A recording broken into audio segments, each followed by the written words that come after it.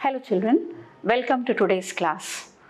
In the last class, we had learnt two poems from your prose text, The Dust of Snow and Fire and Ice.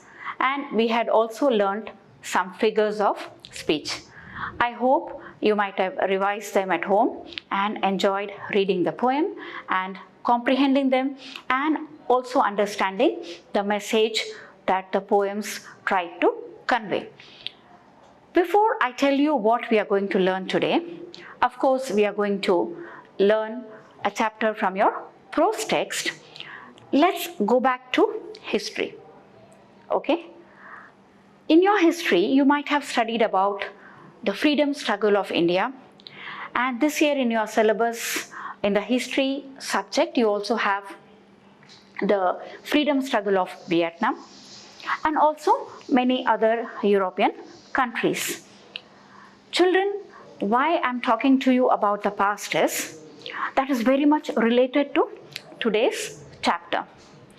In the past, the powerful countries like America, Britain, Russia, Japan, Germany, all these countries which were powerful and developed captured many countries and kept them under their control, which was known as colonial rule. And the countries which were under the powerful countries were known as colonies. And these powerful countries captured all these countries which were not developed, but they were very rich in natural resources. So they wanted to keep all the natural resources of these countries under their control so that they could prosper in the field of trade, and also as they would have more and more colonies in their control, those colonies would help them to become more powerful. Like there were two wars in the past. All of you might remember the First World War and the Second World War. During these two world wars, the powerful countries utilized the services of all the colonies which were under them. And dear children, please listen carefully as I talk of colonial rule. You all know that India had a long struggle for freedom. And you all know that Mahatma Gandhi, known as the father of the nation, had played a great role in the freedom struggle. And you know that you might have seen many movies, you might have read in your lower classes in your history subject, and also you might have read books of the great freedom struggle of India. And you are definitely aware the sufferings of the patriots in attaining freedom for us. And because of their sufferings and because of their sacrifice, we are living in a free India now with lot of rights and freedom. So if we read the sufferings of the great patriot, then we also understand the tortures which were given to them by the colonial countries or the countries which practiced imperialism or the imperial rule. So many countries in the past did not have their own freedom. They were under some of the powerful countries. And as awareness spread and as great leaders encouraged people to fight for their freedom, made them realize that they have to rise up and struggle for their freedom. No one is born to be a slave or deprived of their rights. So in the same way, Vietnam also had struggle for freedom. You will be reading about the struggle of Vietnam also, though it was a small country, how it became strong and struggled and became independent. In the same way, many African countries were also the colonies of the powerful European powers. Dear children, as I told you, the countries which were colonies were not poor. They were very rich in their resources. So the African countries were also very rich in their resources. People had their own land, they had their own cattle, and they were very happy, they were prosperous, and they enjoyed their life. But all of a sudden, these European powers came and occupied or have control over these African countries. And what happened? Slowly, they took away everything they had. They took away their land, they took away their cattle, and slowly their freedom, and made them their slaves. You might have read about slavery. They were treated as slaves, they were tortured. Right, children? And finally, when the sufferings became too much and the people of Africa were discriminated on the basis of the color of their skin, the whites of the country discriminated the blacks of their own country and made them slaves. They were beaten very badly and they were tortured and they had to suffer a lot. They lost their jobs, they lost everything, and they were, sometimes even chained up like slaves. And they were made to do a lot of hard work. And the natural resources and other facilities of the countries were being utilized by the whites. This is called as racial discrimination. Just like in India, under the leadership of Mahatma Gandhi, the country gained freedom. In Africa also, there emerged a great leader, a great personality, Nelson Mandela, who fought for the freedom of the blacks. And he was such a great personality that he was able to win freedom of the African country, South Africa, and he became the first black president of South Africa. South Africa is a country in the African continent and which is in the south of the African continent. So dear children, if you want to know about the struggle of the blacks for their freedom, the saga of the blacks against the apartheid. Again, apartheid means it is a system where the discrimination takes place on the basis of the color of their skin. Right? So your second chapter of the prose, the first flight, is Nelson Mandela, the long walk to freedom. It is the autobiography of Nelson Mandela. Autobiography means the story of a person written by himself. Biography is the story of a person written by somebody else, but autobiography is the story of a person written by himself. So, Long Walk to Freedom is the autobiography of Nelson Mandela, and in this chapter we will study and try to understand how Nelson Mandela, who was later known as the father of the nation in Africa, just like Mahatma Gandhi is known as the father of the nation in India, Nelson Mandela is known as the father of the nation in Africa. So this chapter talks about the long struggle for their freedom and their ultimate victory, and how Nelson Mandela became the first black president in South Africa. So the story is in different parts. Today we'll try to understand the first part and then continue the second part. Children, I have been talking to you about your efforts in improving your reading skills. When you learn any chapter of your prose text, it is very important for you to read again and again and make notes. Right? Self-learning is very important. The more you read, the more you try to comprehend, the more you make notes, it helps you.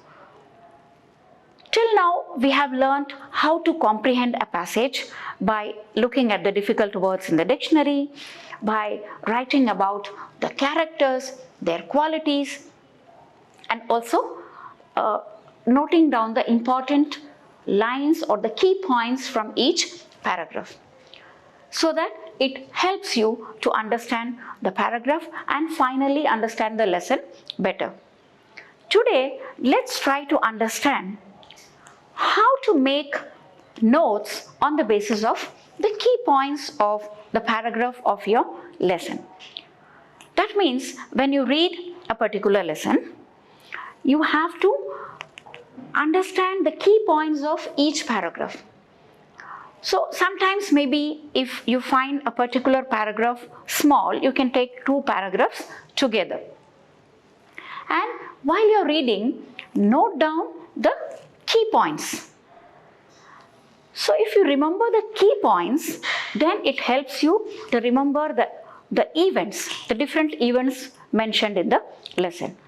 And ultimately, it will also help you to remember the lesson. So if you understand and remember the lesson, then you will be able to answer the questions in your own words in a better manner.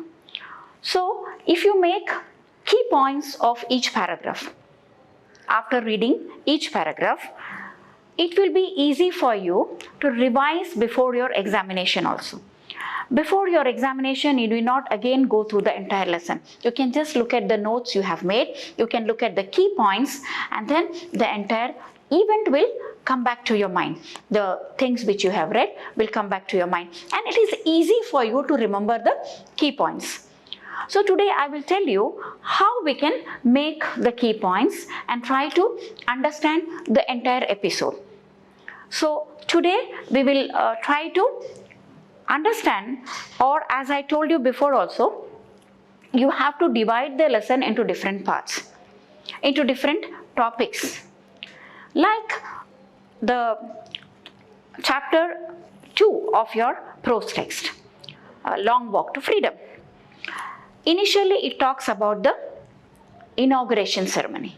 Inauguration ceremony means the swearing in of Nelson Mandela as the first black president of South Africa.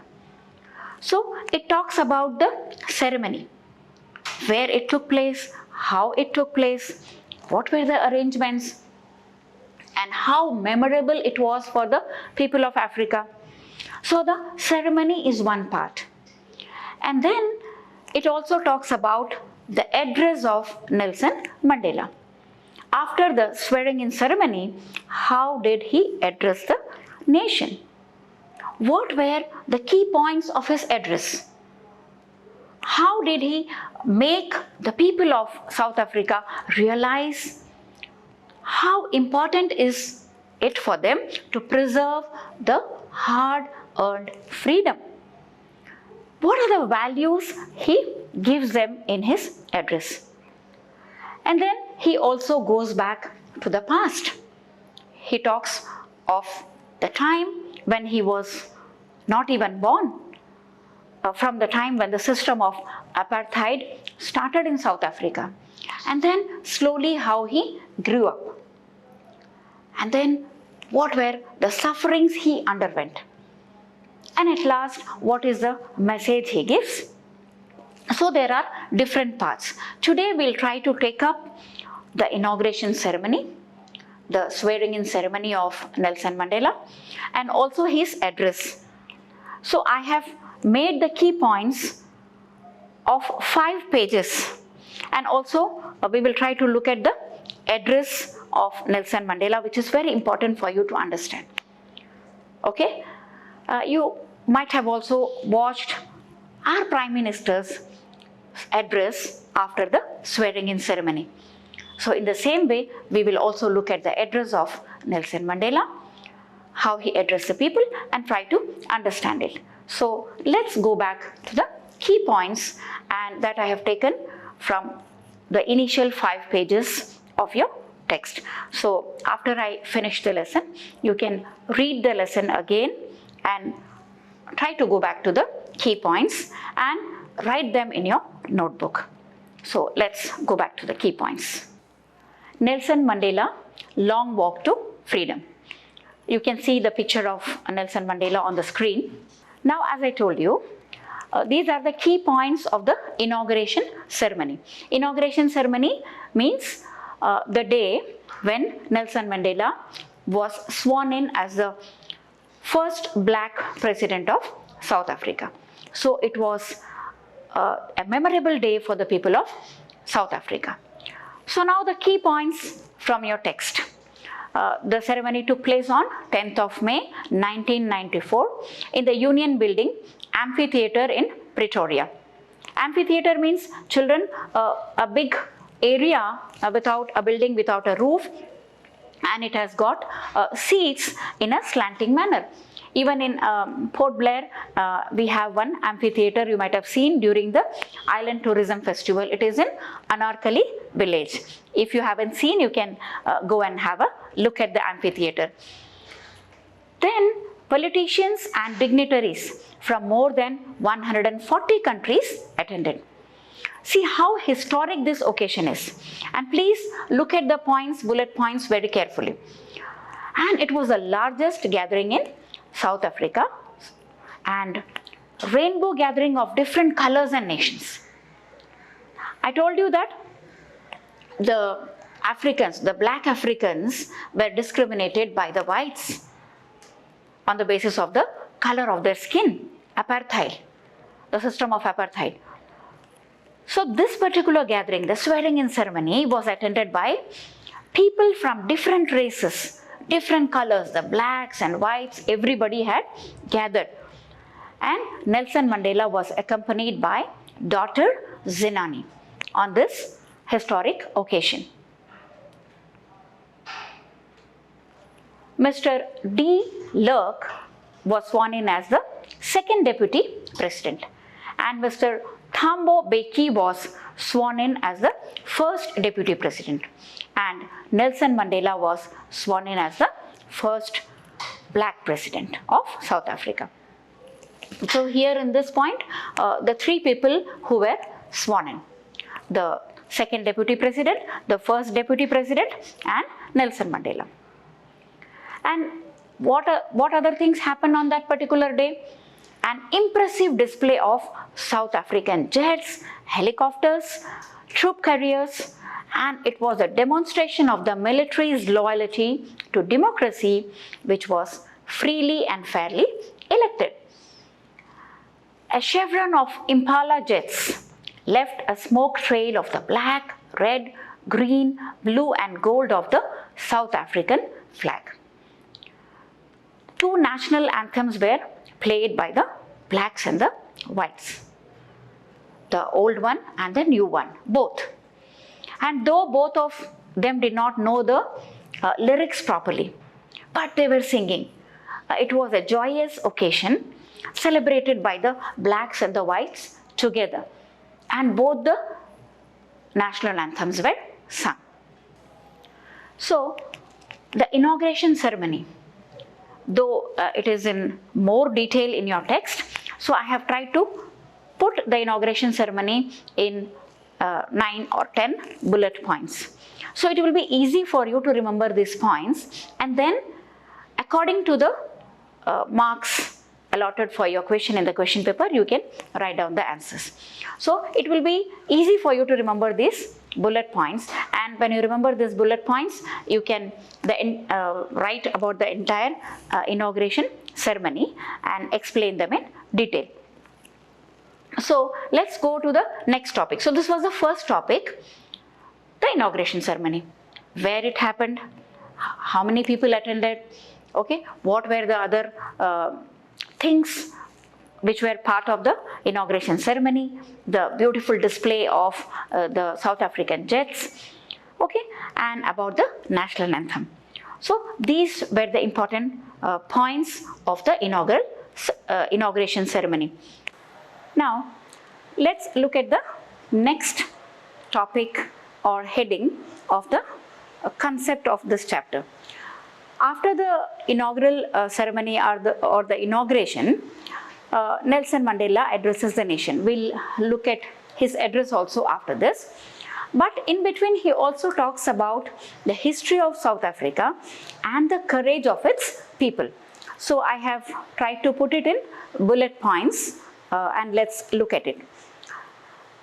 So when he talks about the past, the history of South Africa, that means he tells that even before he was born, the racial discrimination started in South Africa.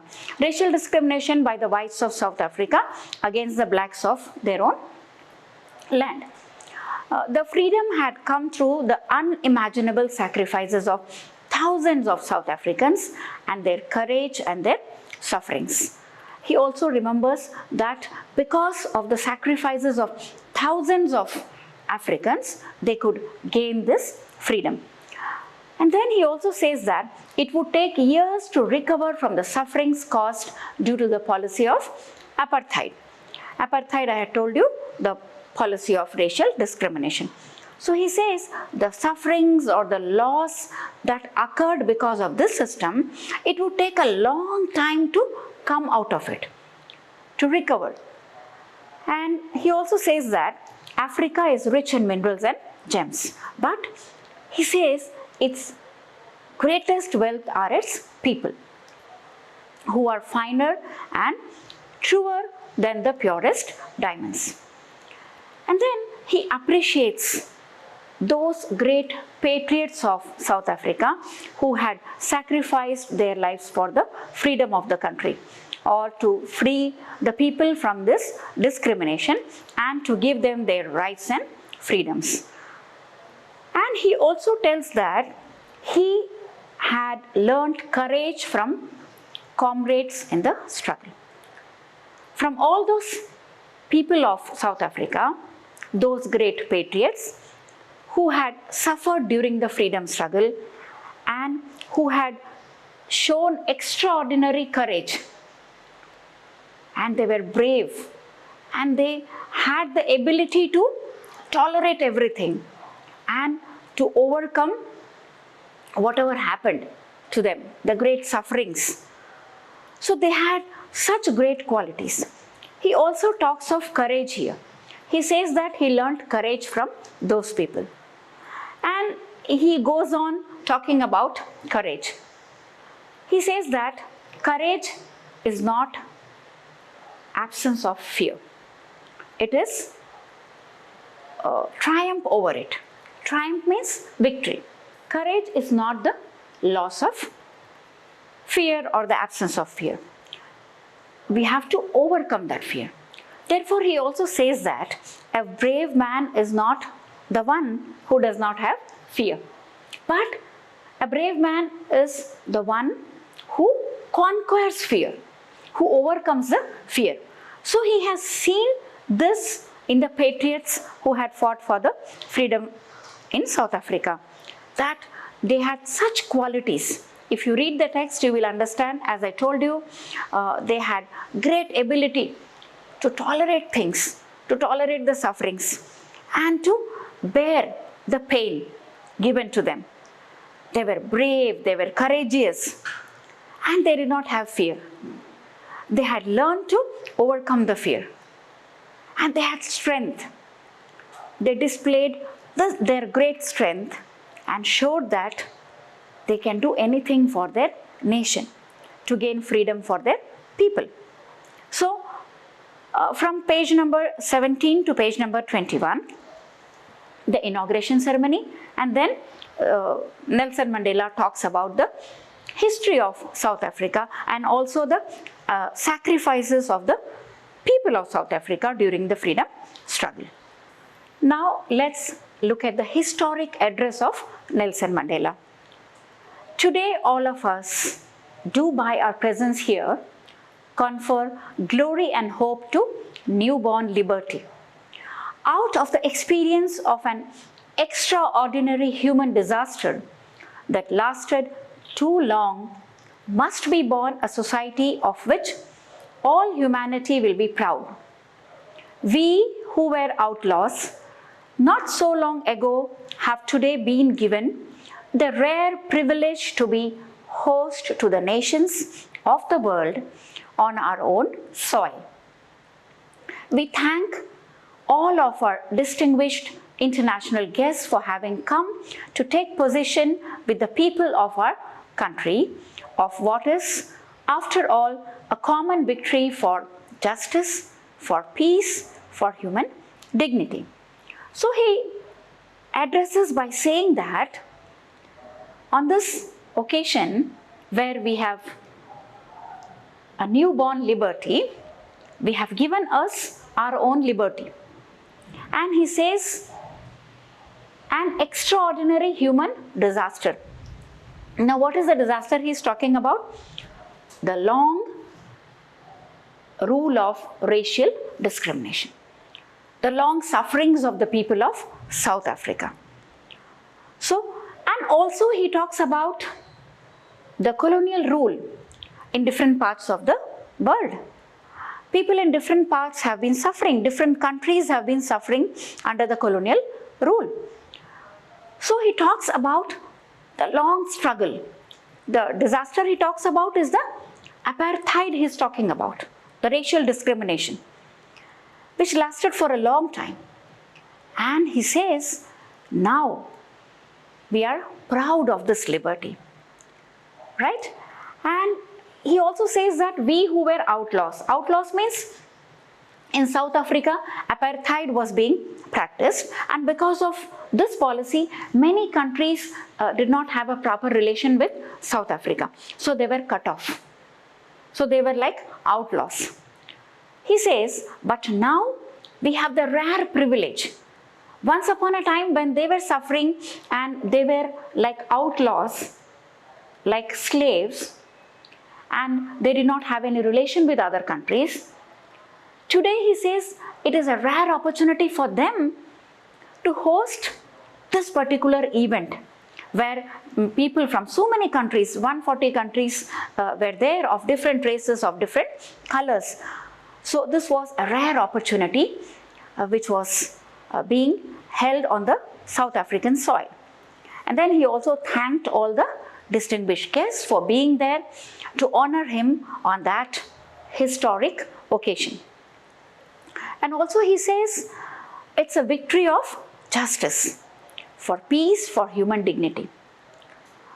This victory for them has given equality to the people, justice to the people, and also peace to the world. Not only to their own nation, but also to the world. We have at last achieved our political emancipation. We pledge ourselves to liberate all our people from the continuing bondage of poverty, deprivation, suffering, gender and other discrimination. Never, never and never again shall it be that this beautiful land will again experience the oppression of one by another. The sun shall never set on so glorious a human achievement. Let freedom reign. God bless Africa. Now here he talks of political emancipation. That means freedom from restriction. Now they did not have any restriction. And then he also takes a pledge while addressing the nation.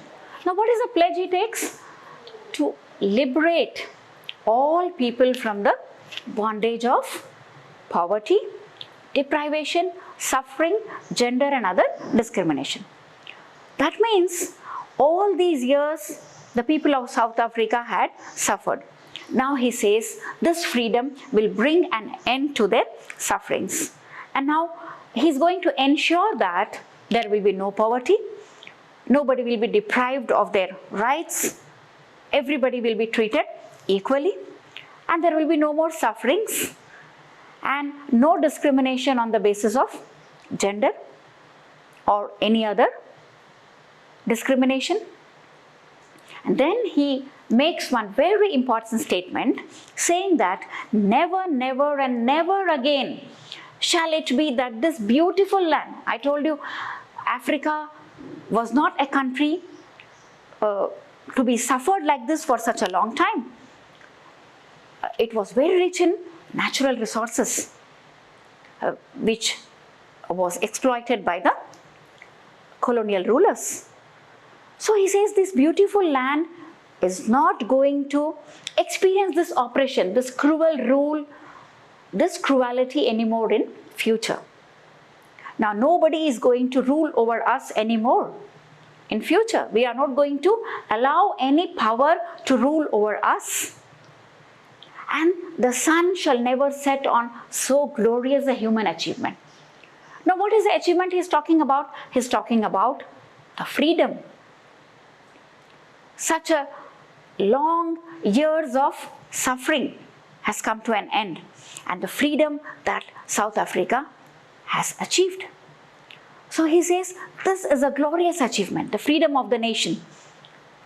And Nelson Mandela becoming the first black president. So he says that this is a glorious human achievement. And he says, let this freedom rule. Let this freedom continue. And he asks God to bless Africa. So this speech of Nelson Mandela is really historic, where he talks of preserving the freedom of the nation, which they have gained after the sacrifices of thousands of its people. I hope his address is clear to you now. Dear children, you can even make bullet points out of this address of Nelson Mandela. What were the main points he spoke about? He spoke of liberty, he spoke of freedom from restriction, he spoke of a glorious achievement, and he spoke of the rare opportunity which the soil of Africa had by hosting this particular event. So in the same manner, you can note down the bullet points as I showed you for two other concepts from this lesson, the inauguration ceremony and the history of South Africa. So you can put his speech also in bullet points, so that whenever you look at the points, the entire speech of Nelson Mandela comes to your mind and you remember it. Once you try to put the concepts in points, then it becomes easy for you to remember the different concepts of the topic. So dear children, I hope you understood the part we discussed today of chapter 2, Nelson Mandela, Long Walk to Freedom. We'll continue the chapter in the next class, but until then I would request you to read the portion which we have covered today and also make bullet points out of the concepts which you read at home. Also, you might have noted down the bullet points which I discussed with you today, and you can make your own bullet points of the portions which we have covered. And also, if you could read the remaining part, so that it will be easy for you to understand when we discuss it in our next class. So until then, take care of yourself, stay safe, stay at home. Thank you.